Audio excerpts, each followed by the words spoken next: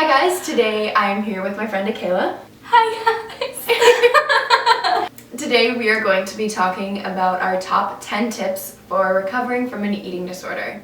The first tip or thing to know about recovery is just that it's going to suck sometimes. And it's going to get a lot harder and a lot more miserable before it gets easier. And I know that's not very encouraging, but it's the reality of recovering from an eating disorder. So when dealing with this, just hold on to the reasons that you want to recover and that you're fighting your eating disorder, because your eating disorder will try and make you forget them.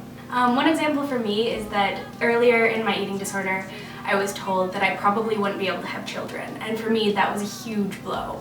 So I think that was a huge motivation for me to actually get my head into recovery and actually sort of work towards it and put all of my effort towards it. So that was one of my huge goals and motivators throughout recovery. Now there's like a 90% chance that I can have kids. So Yay! See guys, recovery's worth it. It's so worth it. So tip number 2, kind of similar to the first one, is just to stay focused on your goals. The end goal being recovery, but also the littler day-to-day goals that will help you get there. For example, one meal at a time, one snack at a time. Tip number 3, reach out for support.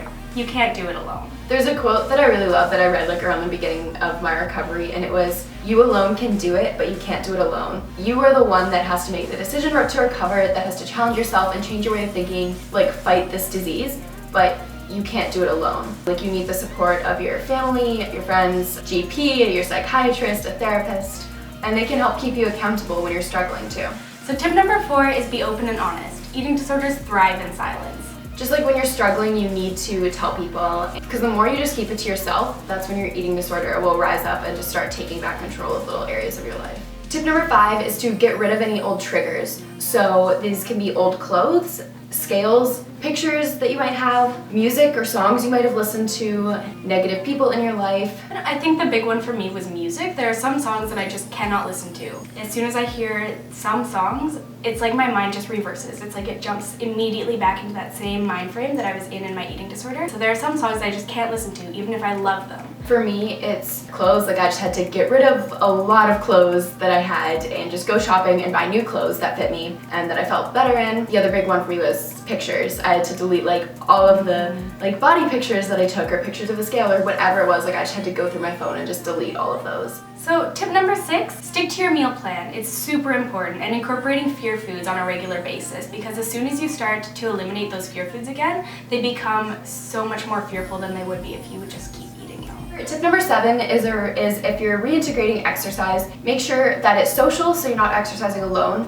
Make sure it's something that's fun and that you really enjoy, and make sure that you're sticking to your time limits or time restraints and having rest days. That's all very important. So for example, for me, since I've been in recovery, I haven't gone to the gym, I just had to cut that out. I haven't done any exercise alone, so I haven't been running by myself or anything, and I've been trying new things. So I started boxing, which I mentioned in I think my last video, which I love. So for me, I also stopped going to the gym. That was something I had to do a couple of years ago now. I eventually eliminated running as well. It's something that wasn't good for my body. My knees are very bad, my hips are very bad, and I'm a dance teacher, so I really need my hips and my knees to be working properly. Another really important tip number 8, is surround yourself with recovery-focused people. If the people in your life are not in a place to be recovering, then they're not going to be boosting you along the way. They're not going to be helping you to get into that same mindset that you need to be in. And a lot of the time, I find that when I'm around people who are not recovery-focused or are very much into their eating disorders, it drags me back down into that place as well. Even though I love so many of the people, being with someone who is not recovery-focused can be extremely difficult and extremely triggering.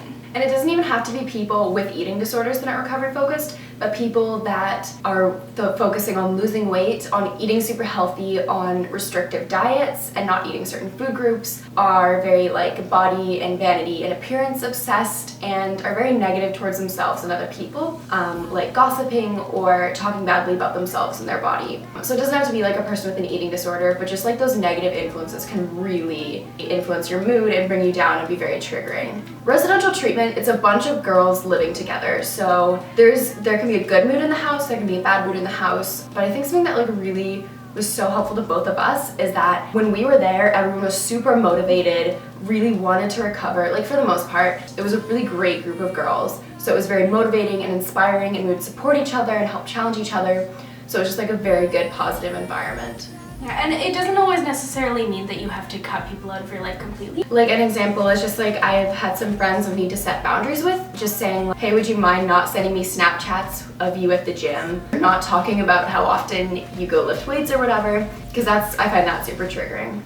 Yes, surround yourself with recovery focused people. So tip number 9 is to make sure that you have a creative outlet. It's very important when you're in recovery to make sure that you have something to draw out those emotions and to make sure that you're releasing them in some way. Draw out the emotions. Yeah, so that could be like drawing, that could be painting, making videos or photography, like really just like creative outlet where you can express yourself. And it'll also just help for distraction and coping, and if you're not feeling good, you can go do it. And when we were at residential treatment, we had art therapy, which I mean, I didn't like because I don't like art, but it was helpful, I guess. To other girls liked it. To many of us, it was very helpful. For Lydia, maybe not so much.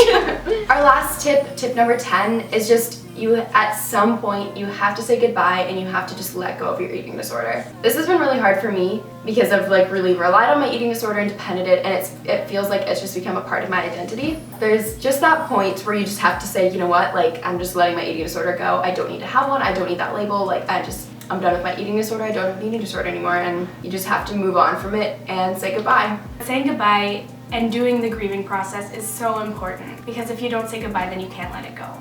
And it's needed for full recovery and to just completely move on from it. And this can take a lot of time. I'm not gonna like say it's not like you wake up and be like, okay, see ya. Bye. No, it takes time, it's a process, and it is incredibly difficult, and you do grieve. I mean, one thing that can be really helpful is writing a letter. You can write a goodbye letter to your eating disorder, and maybe that will help for a little while. You might have to do it over and over and over again. Repetition can be very important.